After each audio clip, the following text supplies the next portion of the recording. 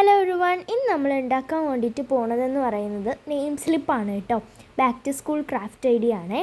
So ആദ്യമേ തന്നെ നമ്മളൊരു പേപ്പർ എടുക്കാം. വൈറ്റ് പേപ്പർ ആണെങ്കിലും മറിയം പേപ്പർ ആണെങ്കിലും കുഴപ്പമില്ല. എന്നിട്ട് അതിനെ നമുക്ക് വേണ്ടൊരു സൈസിൽ, നെയിം സ്ലിപ്പ് ഏത് സൈസിലാണോ വേണ്ടത് അതിലൊന്ന് മടക്കി എടുത്തിട്ട് ബാക്കി വരുന്ന എക്സ്ട്രാ പോർഷൻസ് കട്ട് ചെയ്ത് കളയാം. അപ്പോൾ നമുക്ക് ഒരു പേപ്പറിൽ നിന്ന് 2 ഷീറ്റ് കിട്ടും. നിങ്ങൾ A4 പേപ്പർ ആണെന്നുണ്ടെങ്കിൽ കുറേ ഷീറ്റ് കിട്ടും കേട്ടോ. ഞാനിവിടെ ചെറിയ പേപ്പറാണ് എടുത്തിട്ടുള്ളത്. എന്നിട്ട് അതിനെ നടുക്ക് വെച്ചിട്ട് കട്ട് ചെയ്യാം. ഓക്കെ, അപ്പോൾ നമുക്ക് 2 പീസസ്, 2 നെയിം സ്ലിപ്പ് ഒരെണ്ണത്തിൽ നിന്ന് ഉണ്ടാക്കിയെടുക്കാൻ വേണ്ടിയിട്ട് കഴിയും. എന്നിട്ട് ഞാനിവിടെ സ്റ്റിക്കേഴ്സ് എടുത്ത് വെച്ചിട്ടുണ്ട്. ആ സ്റ്റിക്കർ നമ്മൾ എന്ത് ചെയ്യുക, പീൽ ചെയ്തിട്ട്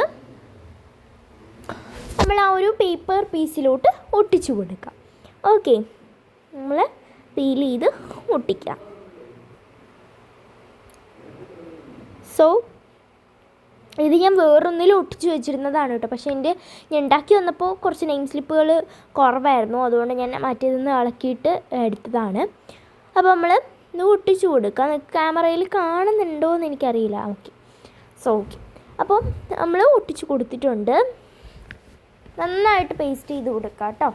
എന്നിട്ട് ഇതേപോലെ തന്നെ മറ്റേതിലും ചെയ്തെടുക്കുക. ശരിക്കും പറഞ്ഞാൽ ആ ബ്ലൂ ഇല്ലേ, അത് ഞാൻ വേറെ ആ സ്റ്റിക്കർ ആക്കിയിരുന്നു കേട്ടോ.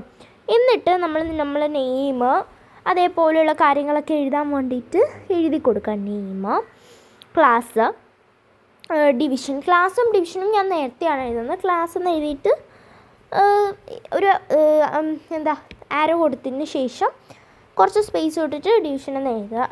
അങ്ങനെയാണ് കേട്ടോ ഞാൻ ചെയ്തത്. അത് കഴിഞ്ഞിട്ട് പിന്നീട് റോൾ നമ്പറാണ് എഴുതുന്നത്. നിങ്ങൾക്ക് ഇഷ്ടമുള്ള ഓർഡറിൽ എഴുതാം കേട്ടോ.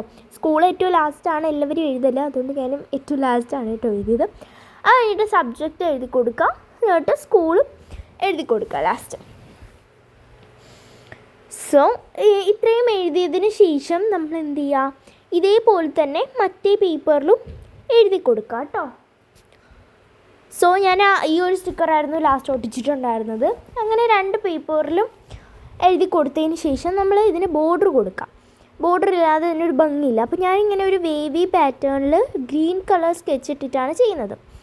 സോ നല്ല ഭംഗിയിൽ ഇങ്ങനെ നമ്മളൊരു വേവി പാറ്റേണിൽ ചെയ്ത് കൊടുക്കാം. ഓക്കെ, സോ അത്യാവശ്യം ഭയങ്കര എളുപ്പമാണ് ഉണ്ടാക്കാൻ. അപ്പോൾ നമുക്ക് എപ്പോഴും ഏത് സ്റ്റിക്കറാണോ നിങ്ങൾ കയ്യിലുള്ളത് അതൊക്കെ വെച്ചിട്ട് ഉണ്ടാക്കാം കേട്ടോ.